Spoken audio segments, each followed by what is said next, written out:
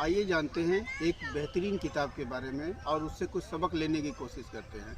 किताब का नाम है 5 रिग्रेट्स ऑफ डाइंग। मरते समय उन 5 चीज़ों का पछतावा। इस किताब को एक विदेशी महिला ने लिखा है और जो पेशे से एक नर्स थी, हॉस्पिटल में काम करती थी, लेकिन उनका डिपार्टमेंट उस जगह पे उनको नर्सिंग करने को दिया गया था जहाँ पे पेशेंट को डॉक्टर ने मना कर दिया था। उनकी ज़िंदगी बहुत कम है, 2 हफ्ते 3 हफ्ते या 1 महीने बाद डॉक्टर ने इनकार कर दिया था कि अब आपका जीवन ज़्यादा नहीं है। ऐसे ही लोगों की वो नर्स देखभाल करती थी। तो जब देखभाल करती थी तो उनसे बातचीत करती थी, तो वो अपने जीवन के सुख और दुख बताते थे।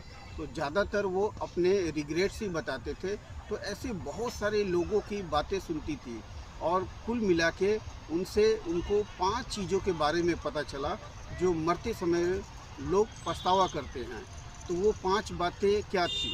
पहली बातें थी उन मरते हुए लोगों का कि वो 5 पछतावा क्या है? पहला पछतावा है कि काश मैं ज़िंदगी अपनी शर्तों पे जीता, न कि दूसरों की शर्तों पे। कहने का मतलब है कि जैसे माता-पिता डॉक्टर या इंजीनियर होते हैं, तो सोचते हैं कि बेटा भी डॉक्टर या इंजीनियर बने। ये गलत नहीं है, लेकिन कभी बेटे से भी पूछ लिया जाए या बेटी से भी कि उसका क्या मन है। हो सकता है वो सिंगर बनना चाहता हो, डांसर बनना चाहती हो, पेंटर या क्रिकेटर भी बनना चाहती हो, लेकिन पेरेंट्स की खुशी के लिए और समाज के दबाव के लिए वो दूसरा करियर चुन लेते हैं। मान लीजिए इंजीनियर बन जाते हैं, पैसा भी अच्छा कमाते हैं, सेटल भी हो जाते हैं, लेकिन एक जो आंतरिक खुशी होती है वो जीवन भर नहीं मिलता। उनके दिल में कहीं ना कहीं मलाल रहता है। तो ये पहला पछतावा है जो व्यक्ति ने मरते समय एक्सप्रेस किया था।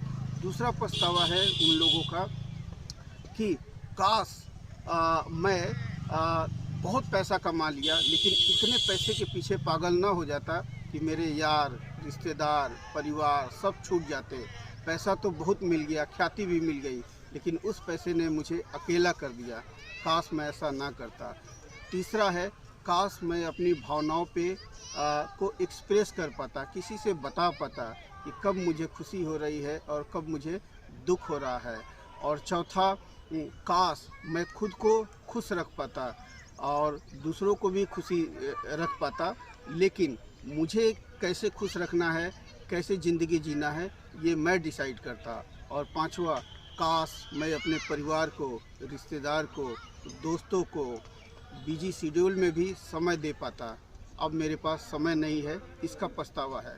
तो इस 5 रिग्रेट से हम लोग सबक सीख सकते हैं और ये किताब बहुत अच्छी है, ब्रोनी वेयर के द्वारा लिखी गई है, जो कि एक